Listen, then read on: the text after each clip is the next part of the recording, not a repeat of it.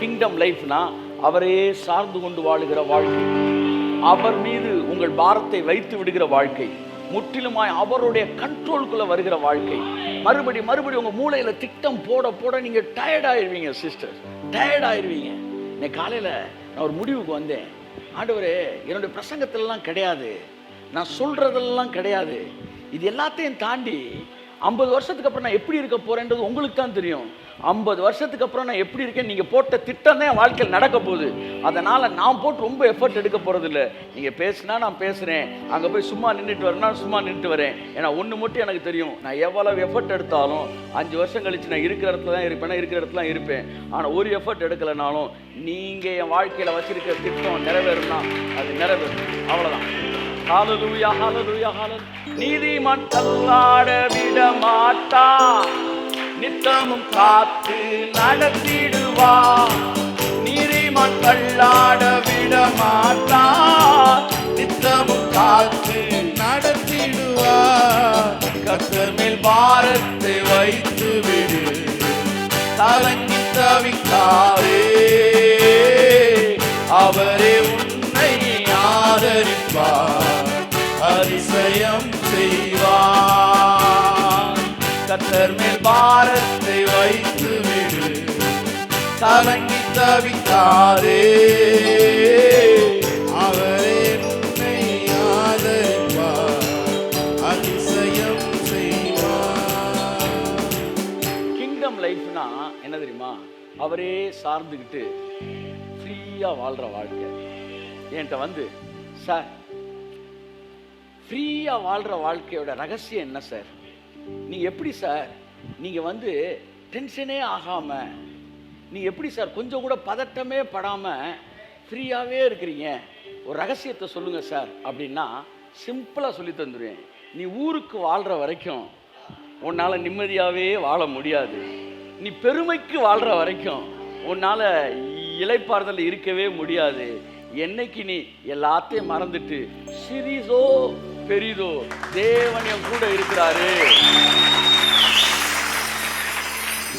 அது சின்ன ஆசீர்வாதமோ பெரிய ஆசீர்வாதமோ, அது சின்ன ஒரு வீடோ பெரிய வீடோ, கர்த்தர் என் கூட இருக்காரியா, அப்ப பெருசு வேணாமா? அவர் என் வாழ்க்கையில என்ன திட்டமிட்டு இருக்கிறாரோ அது அப்படியே நடக்கும். கொஞ்சம் வேகமா வேண்டாமா? எதுக்கு வேகமா? நான் தான் சாக மாட்டேன்ல, அப்புறம் எதுக்கு வேகமா? செத்துருவோம்னா வேகம், நாளைக்கு செத்தா போயிடும். ஒரு தடவை கேட்டேன், ஆண்டவரே இன்னைக்கு இது பண்ணிட்டீங்க, ரொம்ப தேங்க்ஸ் ஆண்டவரே, அப்புறம் நாளைக்கு அப்படின்னு, நாளைக்கு நான் உசுரோட தான் இருப்பேன், போயிட்டு வாண்டார். எப்படி? நாளைக்கு செத்து போயிட மாட்டேன்டா, உயிரோட தான் இருப்பேன், அதனால போயிட்டு வா, நாளைக்கு பேசுவோம். அன்னன்னைக்கு போதும் போ. நமக்கு என்னன்னா, நமக்குன்னே வாழ்றது இல்லை, நம்ம மற்றவனுக்குன்னே வாழ்றோம்.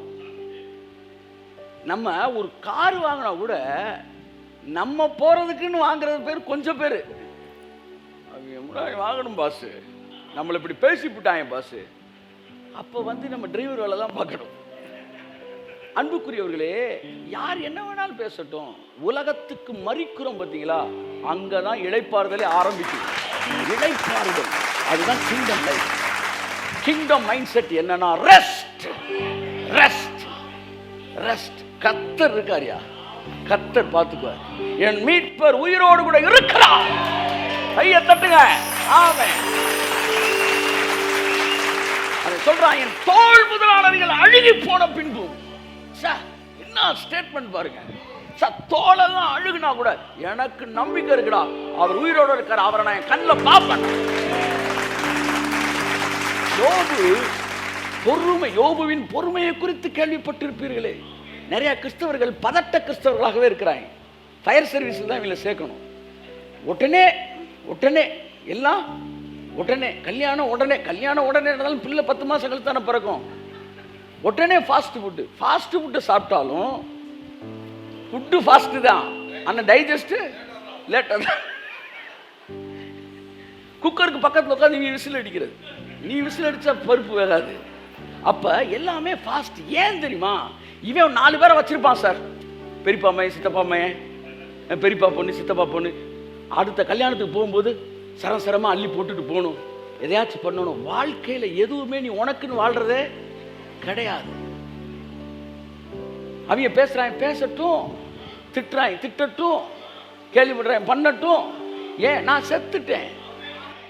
இளைப்பாறுதல் எப்போ வருதுன்னா, எப்போ நீ சாகுறியோ அப்பதான் வருது. அதனாலதான் கல்லறையில எழுதி வைக்கிறாங்க, இவர் இளைப்பாறுதலுக்குள் பிரவேசித்து விட்டார். கையத்தட்டே. ஓ, நீதிமான் தள்ளாட kingdom life is resting life. நடத்திடுவார் நீதிமான் தள்ளாட நித்தமும் காத்து நடத்திடுவார். கர்த்தர் மேல் பாரத்தை வைத்து விடு, கலங்கி தவிக்காதே. அவரே உன்னை ஆதரிப்பார், அதிசயம் செய்வார். அவர்கிட்ட போய் நின்று, ஆண்டவர் எனக்கு உடனே முடிங்க, உடனே செய்யுங்க அப்படின்னா, ஏன் என்ன பிரச்சனை கேட்பேன்? என்ன அவசரம்? இது வெளியூர் போறியா? என்னது? உடனே கல்யாணம் பண்ணுவீங்க. நம்ம அப்படி போய் சொன்னா கர்த்தர் சொல்லுவாரு, முடிப்போம்டா, ஏன் பதற? எல்லாருக்கும் முடிஞ்சிருச்சு, எல்லாருக்கும் புரியல. இப்ப உனக்கு என்ன பிரச்சனை? உனக்கு கல்யாணம் நடக்கணுமா? எல்லாருக்கும் முடிஞ்சது உனக்கு பிரச்சனையா? உனக்கு முடியாத பிரச்சனையா? இவனுக்கு அவனுக்கு முடியலன்றது பிரச்சனை இல்ல, எல்லாருக்கும் முடிஞ்சிருச்சுன்றது பிரச்சனை. அப்ப எவனுமே முடிக்காம இருந்தா இப்ப ஒண்ணுமே இல்லை. கல்யாணத்தை பத்தி யோசிக்காம இருக்காங்க. அவங்க 2 கல்யாணம் வீட்டுக்கு கூட்டு போங்களேன், அடுத்த வீட்டுக்கு வந்தோடனே காபா காபா காபான்னு வாங்க. நான் உடனே மேட்ரிமோனியில பாரு, என்னன்னா அவன் கல்யாணத்தை பார்த்துட்டான். இவனுக்கு முடியலன்ற பிரச்சனை இல்லை, அவனுக்கு முடிஞ்சிருச்சுன்ற பிரச்சனை. ஒரு இமேஜினேஷன். நான் போய் கேட்குறேன், ஆண்டு எனக்கு உடனே முடிச்சு வைங்க. போய் மெதுவாக முடிச்சு வச்சேன். வயசு போகுது இல்லை, வயசு போகுதுதான் பிரச்சனை. ஆமா, சரி வயசு போகாது, அடுத்து சொல்லு, அடுத்து சொல்லு. ஆண்டு இந்த ஆசீர்வாதத்தை உடனே தாங்க, தருவோம், தரேன் தரேன், கட்டாயம் தரேன். சீக்கிரம் தாங்க. அந்த செத்துட்டு போன பிறகு சாகவே மாட்டேன். வேற என்ன சொல்லு, டக்குன்னு சொல்லு. என் வாழ்க்கையில் நீங்கள் உனக்கு கார் தாங்க அப்படின்னு தரேன்டா அப்படின்னா நீ தருவீன்னு எங்களுக்கு தெரியும். எப்போ? நான் வயசான பிறகு, கிருதாலாம் நிறைச்ச பிறகு, கண்ணு தெரியாதப்ப வந்து நான் காரு எதுக்கு ஓட்டுறதுக்கு, ஆள் வச்சு ஓட்டுறக்கா நீ தரப்போறீங்க? எங்கே இருக்கும்போது ஓட்டுனாண்டவர் என்ன பற்றி 5 வருஷம் கழிச்சு நீங்கள் கொடுத்து எதுக்கு? அதுக்குள்ள வயசாயிருமே. இப்போ 5 வருஷம் உனக்கு பிரச்சனையா, வயசு பிரச்சனையா?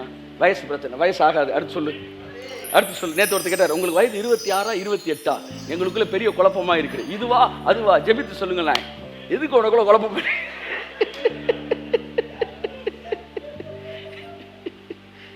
நீ ஏன் சிரிக்கல தெரியுமா?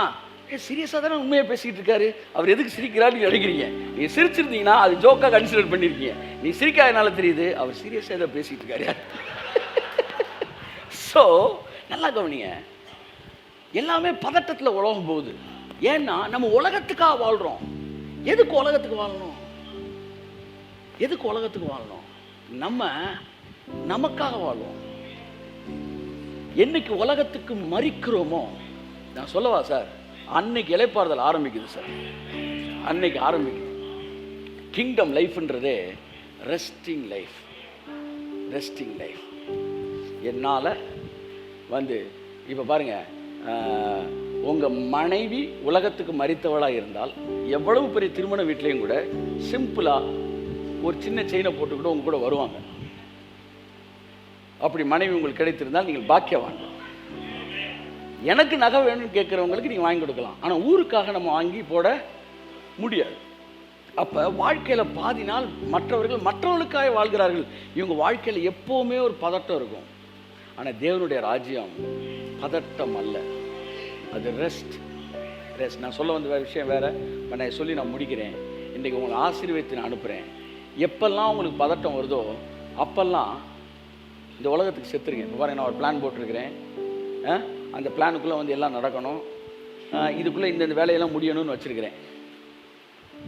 பார்த்தா அந்த வேலையை என் கையில் கொடுத்தா தான் அடுத்து நான் என் வேலையை முடிக்க முடியும். அப்போ தான் நான் ஒரு ஃபங்க்ஷனை ரெடி பண்ண முடியும். ஆனால் கையில் என்கிட்ட கீ கொடுக்குறவர் லேட் பண்ணிகிட்டே இருக்கார். ஒன்று எனக்குள்ளே பதட்டம் வருது. ஐயோ, கடைசி நேரத்தில் கீயை கொடுத்தானா அதுக்கப்புறம் எப்படி இதெல்லாம் செய்கிறது அப்படின்னு யோசிக்கிறேன். கர்த்தர் சொன்னார், கடைசி நேரத்தில் கொடுத்தாருன்னா திறக்கிறத லேட்டாக தர. ஓ, இப்படி ஒன்று இருக்கோ, நான் யோசிக்கவே இல்லை. அந்த டேட்டை நீ ஃபிக்ஸ் பண்ணுற. இப்போ அந்த டேட்டு கொண்டாடுறத சாதாரண சர்ச்சில் கொண்டாடு. ஏன் கொண்டாட மாட்டேன்ற?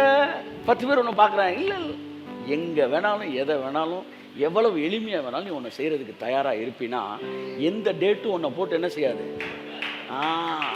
பிரச்சனை பண்ணாது. சரி, லேட்டாக கொடுத்தா லேட்டாக திறப்போம், லேட்டாக பண்ணிக்குவோம். இதை நம்ம அப்படியே அமைதியாக போவோம். சார் அந்த ஃப்ளெக்சிபிலிட்டி இருக்குது பார்த்தீங்களா? இங்கே தான் பிசாசு உங்களை எங்கிட்டு பிடிச்சாலும் நீங்கள் வலிவிக்கிட்டே இருப்பீங்க. உங்களை அவன் ப்ரெஷரை கொடுக்கவே முடியாது.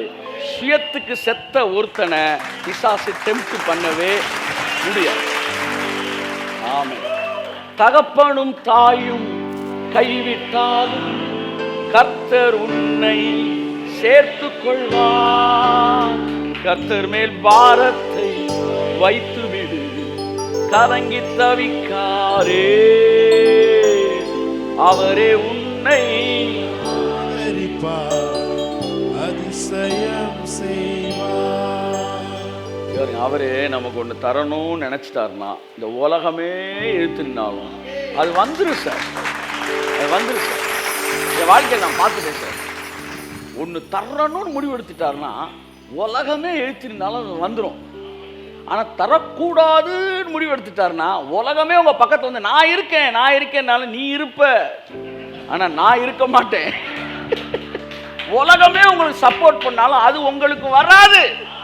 ஒருத்தர் சொல்லுவார், நான் செய்கிறது எல்லாமே சக்ஸஸ் ஆகும் சார், நான் உங்களுக்கு எப்படி முடிச்சு கொடுக்குறேன் சார் சொல்லுவார். ஆனால் அவர் சொல்லுவார், எல்லாமே சக்ஸஸ் ஆகுது சார், என்னன்னு தெரியல உங்கள் மேட்ரு மட்டும் ஓடி அடைய மாட்டேன்றார். ஏன்னா ஆக்ஷன் தான் இங்கே, டைரக்ஷன் எல்லாம் அங்கே.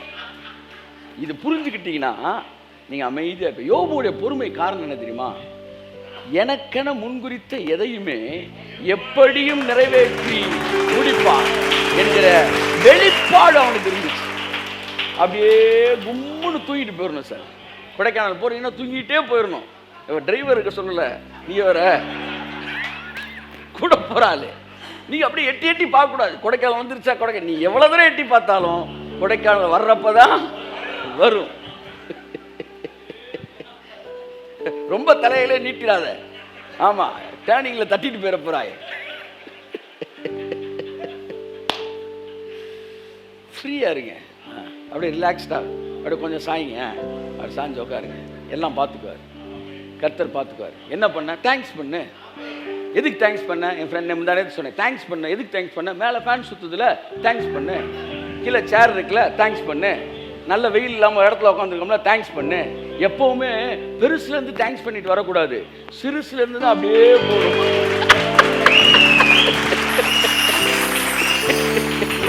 ஆண்டவரே ஒரு 40 ஏக்கர் நிலத்தை கொடுத்தீங்களே சொத்து, அங்கிருந்துலாம் வரவே கூடாது.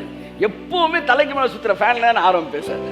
ஆண்டவரே நல்ல ஒரு ஃபேனை சுற்ற விட்டுருக்கீங்க, ஏசியை கொடுத்துருக்கீங்க, வீட்டை கொடுத்துருக்கீங்க, உட்கார்றதுக்கு சேரை கொடுத்துருக்கீங்க, அப்படியே உள்ள அப்படியே எந்திரிக்கும்.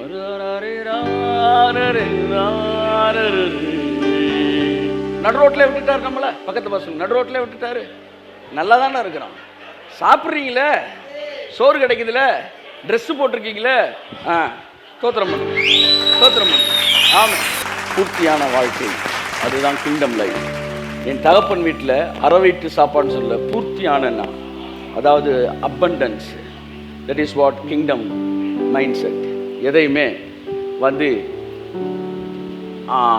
காம்ப்ரமைஸ் லைஃபாக வாழ்கிறது இல்லை, கொஞ்சம் குறைச்சிக்கணும். Overflow of life kingdom life. என் அன்புக்குரியவர்களே, கிங்டம் லைஃப் அப்படின்னா ரெஸ்டிங் லைஃப். அப்பாவோட ஒப்புரவாகிறது தான் அப்பா வீட்டுக்கு வர்ற அனுபவம். ஸோ கர்த்தர் நம்மை ஆசீர்வதிப்பாராக. போன வாரத்துக்கு முந்தின வாரம் பார்த்தோம், தகப்பன் வீடு, fathers house mind set is kingdom mind set. அடுத்த வாரம் பார்த்தோம், வேலைக்காரன் கம்பேர் பண்ணான். வேலைக்காரன் பூர்த்தியான சாப்பாடு சாப்பிடும்போது என்னை நல்லா வச்சுக்குவாரியா எங்கள் அப்பா அப்படின்ற மனநிலை. இந்த உலகத்தில் இருக்கிறவங்களாம் நல்லா இருக்கான்னா உங்களை தேவன் திக்கற்றவர்களாக விட்டுருவாரா? பைபிள் சொல்லுது, உலகமே அழுவும் ஆனால் நீ சந்தோஷப்படுவ. கர்த்தர் சொன்னார், நான் உங்களை திக்கற்றவர்களாய் விடேன். அன்புக்குரியவர்களே, உலகத்தாரெலாம் நல்லா இருக்கும்போது நம்ம இன்னும் நல்லா இருப்போம். ஆகவே கிங்டம் மைண்ட் செட்டுன்றது அவனை பார்க்கும்போது நமக்கு வர்ற தைரியம். ஸோ கிங்டம் மைண்ட் செட்னா இன்றைக்கி என்ன பார்க்குறோம்னா, 22 மட்டும் வாசிங்க, நான் ஒரு 2 வார்த்தை சொல்லி முடிக்கிறேன். 22, 23. அப்பொழுது தகப்பன் தன் ஊழியக்காரரை நோக்கி, நீங்கள் உயர்ந்த வஸ்திரத்தை கொண்டு வந்து இவனுக்கு உடுத்தி, இவன் கைக்கு மோதிரத்தையும் கால்களுக்கு பாதரட்சைகளையும் போடுங்கள். பார்த்தீங்களா, பின்மாறிட்டு வந்திருக்கிறான். அப்பா வீட்டுக்கு வந்தோன்னு அப்பா சொல்கிறாரு, சரி பையன் வந்துட்டா, ஏதோ ஒரு ட்ரெஸ்ஸை கொடுப்பா அப்படின்னு சொல்லாமல் உயர்ந்த வஸ்திரத்தை கொடுங்கள் என்று சொன்னார். அதாவது உயர்ந்த வஸ்திரம். அடுத்து 23ல சொல்றாரு கொழுத்த கன்றை. எல்லாம் சொல்லுங்க. நான் தப்பா வாசிப்பேன், நீங்க வந்து ரைட்டா வாசிக்கணும். சரியா? கிங்டம் லைஃப் ஸ்டைல்னா என்னன்னு நான் சொல்றேன். சரியா? வஸ்திரத்தை கொண்டு வாருங்கள், கன்றை கொண்டு வாருங்கள். எல்லாத்துலயுமே ஒரு அட்ஜெக்டிவ் வச்சுதான் சார் பேசுறாரு. வஸ்திரத்தை கொண்டு வாருங்கள் அல்ல, உயர்ந்த வஸ்திரத்தை கொண்டு வாருங்கள். தேவன் உங்களை எப்படி திரும்ப வாழ வைக்கணும்னு விரும்புறாரு? உங்களை டாப் கிளாஸை தான் வாழ வைக்க விரும்புகிறார். அதுதான் அவரோட மைண்ட்ல இருக்கு. உன் நினைவுகள் என் நினைவுகள் அல்ல. பூமிக்கு வானம் எவ்வளவு உயரமாய் இருக்கிறதோ அவ்வளவு உயரமாய் உன் நினைவுகளை விட என் நினைவுகள் உயரமாய் இருக்கிறது. அதனால நம்ம எல்லாத்துக்கும் வந்து ஒரு ரெஸ்ட்ல தேங்க்ஸ் கிவிங் மைண்ட் செட்டோட இருக்கிறோம். காரணம் என்னன்னா, கர்த்தர் எனக்கு வச்சிருக்கிற லைஃப் டாப் கிளாஸ் லைஃப் தான் எனக்கு வச்சிருக்கிறார். இயேசுவின் நாமத்தினால கரங்களை தட்டி கர்த்தருக்கு நன்றி சொல்லுவோம். ஆமென். That is what God's plan on me. ஆமென். கொழுத்த கன்றை கொண்டு வாருங்கள், உயர்ந்த வஸ்திரத்தை கொண்டு வாருங்கள். 27 வாசிப்போம். அதற்கு அவன், உம்முடைய சகோதரன் வந்தார், அவர் மறுபடியும் சுகத்துடனே உம்முடைய தகப்பனிடத்தில் வந்து சேர்ந்தபடியினாலே அவருக்காக கொழுத்த கன்றை அடிப்பித்தார் என்றார். செகண்ட் டைமும் அது வருது, கொழுத்த கன்றை அடிப்பித்தார் என்று. 30 வாசிங்க. வேசிகளிடத்தில் உம்முடைய ஆஸ்தியை அழித்து போட்ட உம்முடைய குமாரனாகிய இவன் வந்தவுடனே கொழுத்த கன்றை இவனுக்காக அடிப்பித்தீரே என்றார். கொழுத்த கன்று எத்தனை தடவை வருது சார்? அப்ப இந்த சாப்டரோட கான்டெக்ஸ்ட் என்னன்னா, அப்பா, அதாவது ராஜ்யத்தின் வாழ்க்கை என்பது ஏனோதானோ வாழ்க்கை அல்ல, கொழுமையான வாழ்க்கை. Best among the best is kingdom life style. அது ஏற்றுக்காம போங்க. ஆனால் ஒன்று விஷயம், இதுதான் நம்ம வாழ்க்கையில் உள்ளேருந்து வெளியே வரும். ஒன்றை நீங்கள் செய்வீங்க, அது மாதிரி எங்கேயுமே இருக்காது. அப்படி தான் நீங்கள் செய்வீங்க. சரியா? இது எல்லாருக்கும் இல்லை, யார் ரிசீவ் பண்ணுறீங்களோ அவங்களுக்கு. ஒரு விஷயத்தை நீங்கள் செய்வீங்க, செஞ்சு முடித்தோடனே அந்த மாதிரி எங்கேயாச்சும் இருக்குன்னு பார்த்தா எங்கேயுமே இருக்காது, நீங்கள் மட்டும்தான் செஞ்சுருப்பீங்க. அப்படி ஒரு மாஸ்டர் டச் உங்கள் வேலையில் இருக்கும். அதை தேவன் செய்வார்.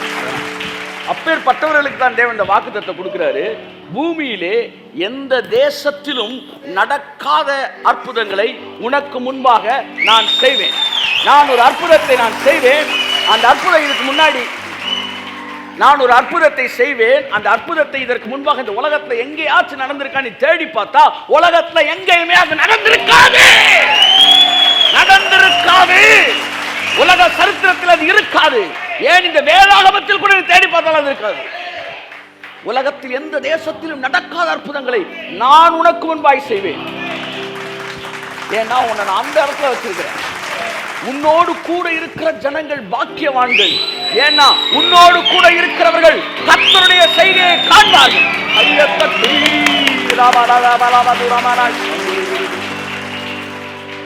How blessed we are. மோசே பார்த்து சொல்றாரு, டேய் உன் கூட இருக்கவன்லாம் பாக்கியவான்றான்றாரு. ஏன்? செங்கடல் பழக்கிறதே பார்க்க போறான். நம்மளாம் பென்கரில் இதில் பார்த்துக்கிட்டு இருக்க 10 Commandmentsல அவன் நேரில் பார்த்தான். பரலோகத்தில் பார்க்கும்போது அவன் சொல்லுவான், இல்லை நாங்களும் மோசே கூட இருந்தோம், சரியானவங்க, ஃபுல்லாக கிராஃபிக்ஸ் மாதிரி இருந்துச்சுங்க, வானத்துலேருந்து மண்ணாங்க, அப்படியே வந்து கடலை திறந்துச்சுங்கண்ணா. அப்புறம் லோக்கல் பாஸ்டர் கூட இருந்து ஒரு 10 பேரும் போயேன். ஆமாம், எங்கள் இதில் ஒரு 4 பேர் காய்ச்சலில் சுகமானாங்க, அதுதான் உனக்கு கிடைச்ச பாக்கியம், விடு, எங்களுக்கு கிடைச்ச பாக்கியம். அப்போ சாமுவேல் கூட இருந்தவங்க, மோசே கூட இருந்தவங்க, தாவீது கூட இருந்தவங்க, ஒவ்வொருத்தனுக்கும் ஒரு எக்ஸ்பீரியன்ஸ் இருக்குது. அப்போ தேவன் இந்த உடன்படிக்கை பண்ணுறோன்னு பார்த்து சொல்கிறாரு, உன் கூட இருக்கவனுக்கு ஒரு எக்ஸ்பீரியன்ஸ் வரப்போகுது. அந்த எக்ஸ்பீரியன்ஸ் என்னன்னா, இது வரைக்கும் இந்த உலகத்தில் எவனும் பார்க்காத அற்புதத்தை உன்னோடு கூட இருக்கிற ஜனங்கள் காண்பார். கையை தட்டி கர்த்தருக்கு நன்றி சொல்லுவோம். ஓகே என் அன்புக்குரியவர்களே, ஸோ ராஜ்யத்தின் வாழ்க்கை என்பது ஒரு மாஸ்டர் டச் லைஃப். நீங்கள் செய்வீங்க, அது மேலானதாக இருக்கும். உயர்ந்த வஸ்திரம், கொழுத்த கன்று 3 முறை வருகிறது. அது எதை காட்டுதுன்னா உம்முடைய வீட்டின் நன்மையினாலே அவர்கள் திருப்தி ஆவார்கள். ராஜ்யத்தின் வாழ்க்கை என்பது பற்றாக்குறை வாழ்க்கை அல்ல. உங்கள் பற்றாக்குறை மத்தியிலிருந்து தேவனை நீங்கள் துதிக்கலாம். ஏன் துதிக்கலாம்னா, உங்களுக்கு தேவன் வச்சிருக்கிற வாழ்க்கை நிரம்பி வழிகிற வாழ்க்கை. ஆகவே சங்கீதம் 39ல் ஒரே வசனத்தை வாசிப்போம். 36:8. உமது ஆலயத்தில் உள்ள சம்பூரணத்தினால் திருப்தி அடைவார்கள். ஆமென். சம்பூரணத்தினால் திருப்தி அடைகிற வாழ்க்கை தான் ராஜ்யத்தின் வாழ்க்கை. ராஜ்யத்தின் மைண்ட் செட் என்னன்னா, போதும்ன்ற mind settle Sampooranam.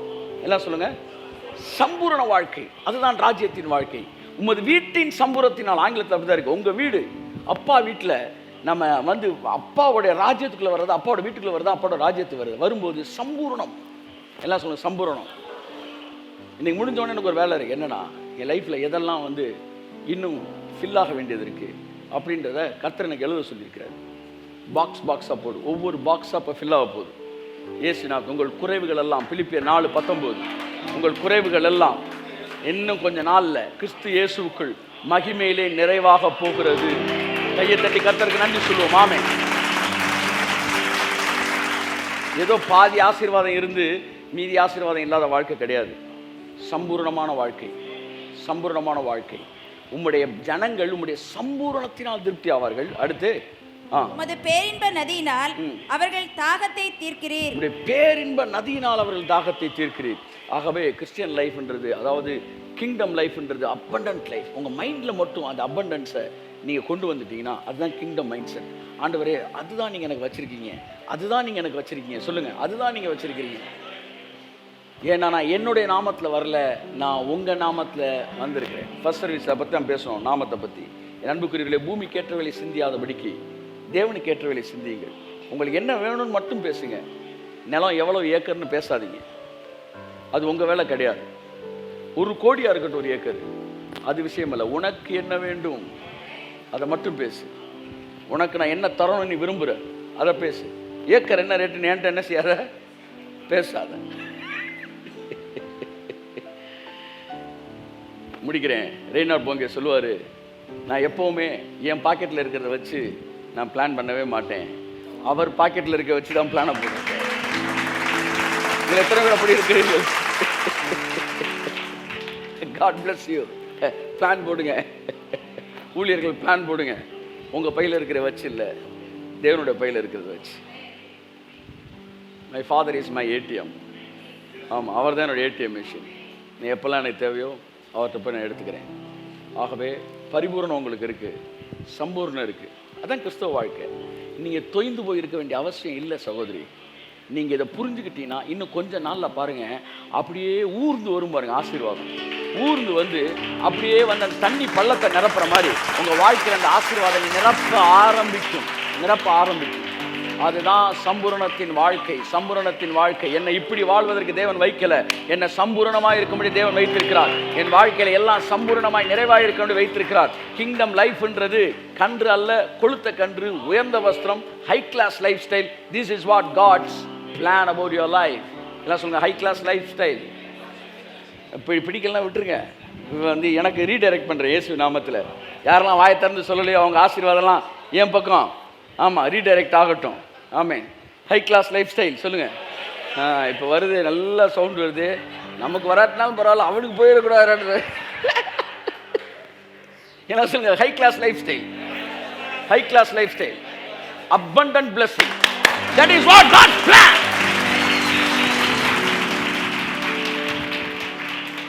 For everyone who ever under the kingdom lifestyle. என் அன்புக்குரியவர்களே, உயர்ந்ததே நினைச்சிருங்க. நீ எவ்வளவு தாழ்ந்த இடத்துல தான் பரவாயில்ல, மைண்ட் மட்டும் கிங்டம்ல கனெக்ட் பண்ணி இருக்கணும். அப்படியே இருக்கட்டும். அதே பேசுங்க. அங்கே இருங்க. நீங்க எங்க வேணாலும் இருக்கலாம், நீங்க பிளாட்ஃபார்ம்ல கூட இருங்க. ஆனா உங்க மைண்ட் மட்டும் கிங்டமோட கனெக்ட் ஆயிருக்கணும். கொஞ்ச நாள் கழிச்சு பாருங்க, உங்க வாழ்க்கை வேற ஒரு பிளாட்ஃபார்ம்ல இருக்கும். கை தட்டுங்க. Amen. Praise God. Hallelujah. Solomon சொன்னான், என் கண்ணு பார்த்த ஒன்றை கூட அதுக்கு நான் தடை பண்ணவே இல்லை. பார்த்ததெல்லாம் நான் வாங்கினேன், நான் பார்த்ததெல்லாம் டீல் பண்ணி முடித்தேன். சாலமன் சொல்கிறான், சாலமன் ஒரு பவர் இருந்துச்சு, அவன் எதை பார்த்தாலும் வாங்கிடுவான். மெதுவாக ஆவியானவன் காதில் சொன்னார், சாலமனை பார்க்கிலும் பெரியவர் உங்களுடைய. என் கண்ணு பார்த்த ஒன்றையும். ஆமென். எதுக்கு வாங்குறீங்க? இருந்துட்டு போகுது. என்ன பண்ண போறீங்க? அது அப்புறமேட்டு யோசிப்போம். ட்ரெஸ்ஸை வாங்கிட்டு எப்போ போகலான்ற அப்புறம் யோசிப்போம். தீபாவளி வந்துருச்சுன்னு ட்ரெஸ் எடுக்கிற ஆள் நம்ம கிடையாது. ஆமாம், நம்ம ட்ரெஸ்ஸை எடுத்து வச்சுட்டு எதுக்காச்சும் போடுறப்ப போட்டுக்கோண்டா, நல்லா இருக்கோட்டு. அப்படி நிலத்தை வாங்கி போட போறீங்க, அப்படி பில்டிங் வாங்கி போட போறீங்க. இல்லை என்ன பர்பஸ்க்கு வாங்கியிருக்கீங்க? என்ன பர்பஸ்க்கு வாங்க போறீங்க? வாங்கிட்டு யோசிப்போம்யா. 2 டீ சொல்லு அப்புறம் பேசுவோன்றான். இல்லை, பத்திரத்தை முடிங்க, அப்புறம் அதை எப்படி பயன்படுத்தலான்னு அப்புறம் யோசிங்க.